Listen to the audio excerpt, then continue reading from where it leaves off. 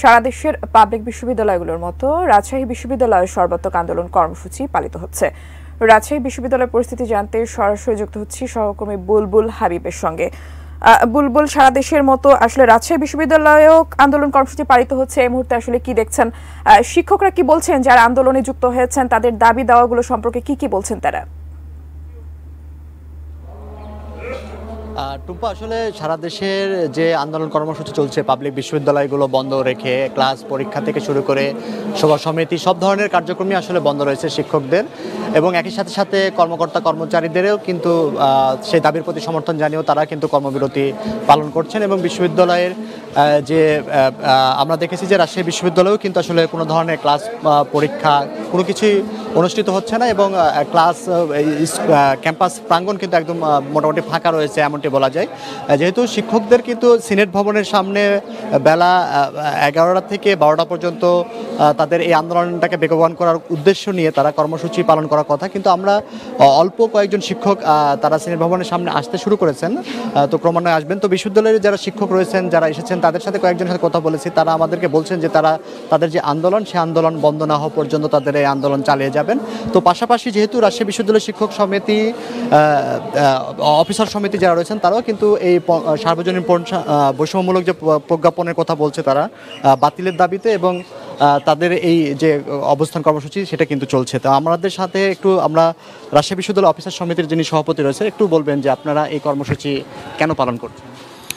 আমরা দেখেছি বিগত দিনের সরকার, বর্তমান সরকার পেনশন পলিসিটাকে আরও সুন্দরভাবে ত্বরান্বিত করার জন্য, ভালো সুবিধাভোগী করার জন্য, সুবিধা নেওয়ার জন্য আর কি যে পলিসি করেছে, তার অংশ বিশেষে একটা যদি বলি, ডিজেবল চাইল্ডদের জন্য ব্যবস্থা করেছে সরকার। 15 বছর পরেও কিন্তু যারা 100% সারেন্ডার করেছে তাদের জন্য ফ্যাসিলিটি করেছে সরকার।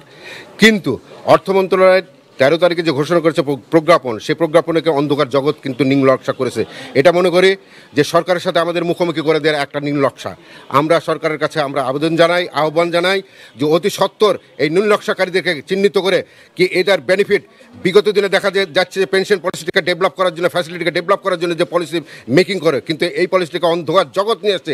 কারণ হচ্ছে অন্ধকার জগৎ এইভাবে আমি প্রতিমান করছি, যেটা হচ্ছে যে আমাদের টাকায় অর্থায়ন করে কিন্তু আমাদের পেনশন হবে, এটা কখনো হতে পারে না। বরং পেনশনটাকে ডেভেলপ করার জন্য, ভালো ফ্যাসিলিটি নেওয়ার জন্য, একটা পেনশনটা 100% সারেন্ডার করার 15 বছর পরে কিন্তু ফুল পেনশন দেওয়ার ফ্যাসিলিটি এই সরকারই করেছে। যার জন্য আমরা আন্তঃফেডারেশন, বাংলাদেশ আন্তঃফেডারেশন অফিসার অ্যাসোসিয়েশন থেকে যে উদ্যোগ নিয়েছে আন্দোলনের, এই আন্দোলনের আমরা অবশ্যই একমত প্রকাশ করেছি, এবং এই আন্দোলনের যতদূর পর্যায়ে যে পর্যায়ে যাবে, যতদিন পর্যন্ত নীলনকশাকারীদেরকে এই আন্দোলনটা বাতিল না করবে, ততদিন পর্যন্ত আমরা আহ্বান জানাচ্ছি সরকারের কাছে অতি সত্বর কিন্তু আমাদের বিশ্ববিদ্যালয়ে কোনো কার্যক্রমকে ব্যাঘাত না ঘটে, আমরা কোনো কার্যক্রম ব্যাঘাত না ঘটুক, আবার ছাত্রদের সুষ্ঠুভাবে সুষ্ঠু পরিবেশে শিক্ষা অর্জন করুক। আমরা আবারও আহ্বান করছি যে সরকারের কাছে যে তাদের কাছে তাদের পলিসিটা নিয়ে আমাদের অন্ধকার জগৎ থেকে আমাদের অবশ্যই এখান থেকে রেহাই করুক আর কি। আগামী দিনে ধন্যবাদ আপনাকে।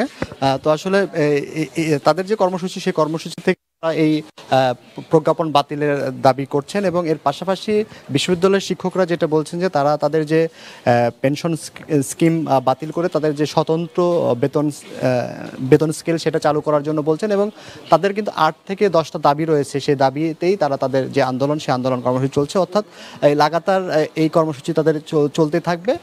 আমরা হয়তো পরবর্তী খবরেও আরও বিস্তারিত যে এখানকার যে শিক্ষকদের যে কর্মসূচি শুরু হলে সেখান থেকে আরও বিস্তারিত বিষয় জানাতে পারবো।